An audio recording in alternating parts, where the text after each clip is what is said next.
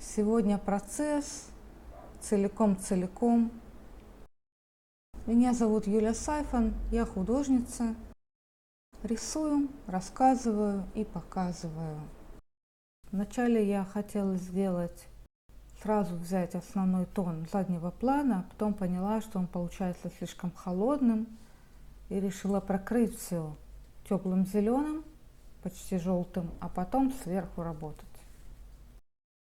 На вопрос к моим подписчикам в Телеграме, как вы хотите видеть процесс целиком или кусочками, там 5 минут под музыку, мне ответили, что лучше целиком. Я выполняю эту просьбу, размышляла на эту тему долго, что меня останавливает, почему мне тяжело показывать весь процесс от начала до конца без перемотки. Те, кто давно на моем канале, знают, что я редко появляюсь в кадре. Для меня это шаг к проявлению. То же самое сейчас и с длинным процессом, который от начала до конца, где я думаю, размахиваю кистью, поворачиваю ее как-то, как прицеливаюсь для того, чтобы взять краску или сделать мазок. Большая часть работы проходит в голове, поэтому сложно бывает объяснить, описать, как все работает внутри меня. Под словом «все» я имею в виду этапы живописи. В листе сейчас у меня задний план и передний план, он желтоватый, но все же задний план холоднее, передний теплее.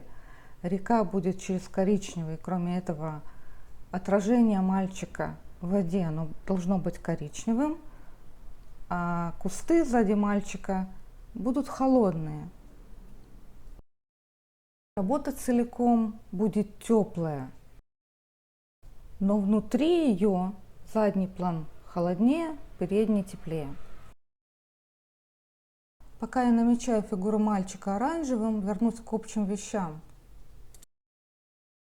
Тяжело полностью забыть, что сверху камера. По этой причине сейчас я снимаю просто камерой сверху и не бегаю с ней вокруг стола.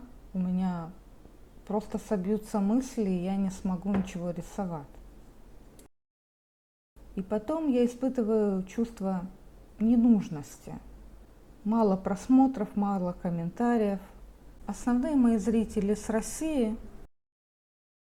Сейчас для них нет свободного доступа на YouTube. Соответственно, у меня нет ни просмотров, ни комментариев от них. Мне подали идею публиковать процессы на Рутуб. Также есть видеоплатформа ВКонтакте. Но я не вижу для себя никакой перспективы на этих платформах.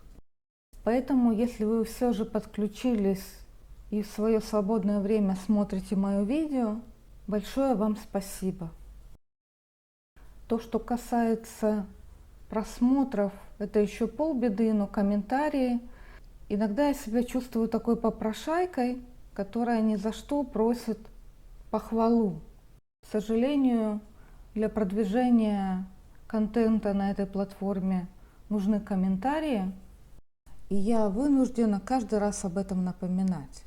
Можно на это посмотреть как на взаимную заботу. Я еженедельно показываю новое видео, а вы поблагодарите меня в комментариях.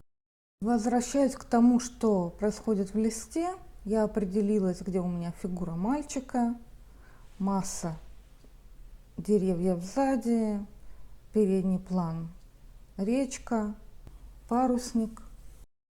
В моей влажной самодельной палитре нет веридоновой чистой, поэтому я беру кювету с краской, это у меня гуашь, и набираю веридоновый зеленый.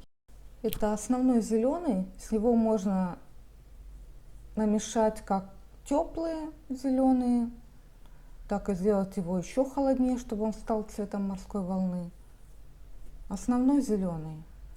Если у вас есть веридоновая зеленая, у вас есть любой зеленый. У меня есть старое видео на тему смешивания цветов, как раз вот в этом диапазоне зеленый, коричневый, теплый зеленый. Ссылка будет в описании. Дополняю на задний план коричневый, это кримсон с черным. На прошлой неделе я записывала видео, в нем я подробно рассказываю о моих красках. Если вам интересно, номер Mixmedia 138. Итак, вот я и добралась до переднего плана. Ставлю пятна вниз, проверяю, что у меня темнее будет, задний план или передний план. Так как сегодня я решаю не графическую, а живописную задачу. Этюд должен быть близок к реальности. Далее у меня идут размышления по поводу тона. Мне нужно избавиться от всех светлых мест, помимо фигуры мальчика и парусника. А делаю я это с помощью полупрозрачных мазков с сиеной жженой, так как это можно назвать лессировкой. Полупрозрачное такое письмо, оно вмешивается в те слои, которые были до. Обозначу карандашом фигуру мальчика. Есть художники, которые очень тщательно продумывают рисунок, прежде чем приступать к живописи. Мне это тяжело дается, я настолько нетерпеливая, начинаю сразу распределять пятна. Ну, может быть, чуть-чуть пару штрихов сделаю, чтобы знать, где фигура сидит, и мне этого достаточно.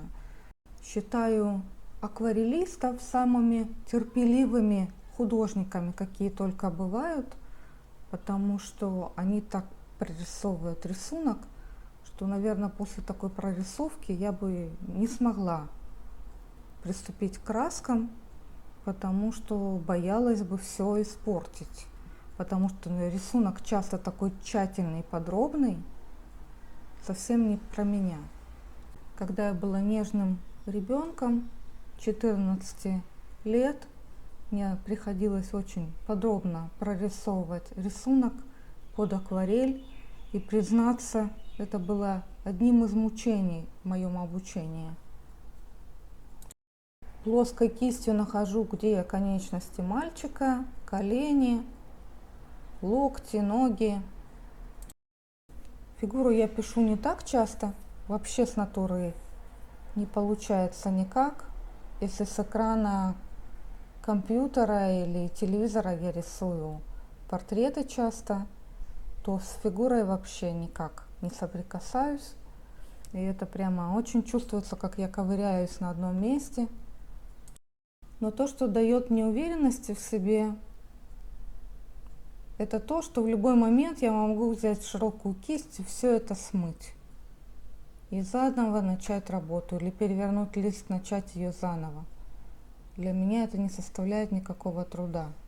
Главная цель, я хочу увидеть работу такой, какой я ее задумала.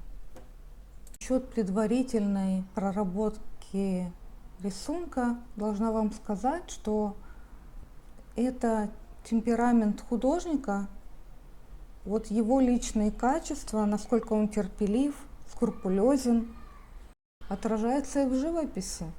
Другое дело, если вы в процессе обучения, у вас есть учитель, вы выполняете его требования, рано или поздно, когда вы начнете самостоятельно работать, это будет уже совершенно по-другому, как если бы учитель стоял у вас за спиной. Чтобы отделить фигуру от заднего плана, я делаю свет на плечах, как будто у меня там зеленая майка цвета морской волны. Сейчас я вижу, что майка мальчика в тени, там где за ногами, внутри, сливается с задним планом. Мне нужно отделить или сделать майку темнее, или сделать задний план темнее. Решаю сделать второе. Вот таким образом я и продвигаюсь, постоянно сравнивая задний план с рекой внизу, с фигурой. Фигура должна остаться понятным силуэтом. Позже я буду писать парусник. Добавлю небольшое темное пятно вниз, чтобы верх работал с низом. Потому что в живописи, как и музыке, нужен ритм. В живописи это происходит с помощью повторений. Ритм пятен. По цвету уже полностью есть такая теплая гармония. Далее я буду добавлять еще охру. В принципе, моей палитрой тоже можно замешать. Цвет похожий на охру, но охра универсальна тем, что она однопигментная, и смеси с ней получаются чистыми. Поэтому везде, где нужен приглушенный желтый, я предпочитаю взять из банки гуашь. Сегодня я говорю больше обычного. Далее я включу музыку, можете смотреть до конца. Напоминаю поставить лайк, прокомментировать, подписаться. До встречи на моем канале.